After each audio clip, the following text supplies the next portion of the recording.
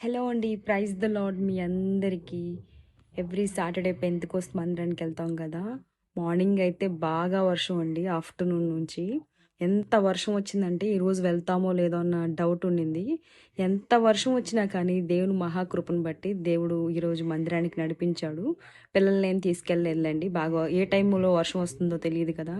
So మేము వెహికల్లో వెళ్తామని తడిచిపోతామని తీసుకెళ్ళలేదు. ఆరాధన అయితే బాగానే జరిగిందండి. ఆదివారం నుంచి శుక్రవారం వరకు పరిశుద్ధ ఆరాధనలు ఉన్నాయంటండి గొల్లపూడిలో. సో, వర్షాలవి పడకుండా కొంచెం మీరు కూడా మీ స్వంత ప్రార్థనలో ప్రార్థన చేయండి. ప్రేయర్ అయిపోయిన తర్వాత ఇంక ఇంటికైతే రిటర్న్ అయిపోయామండి.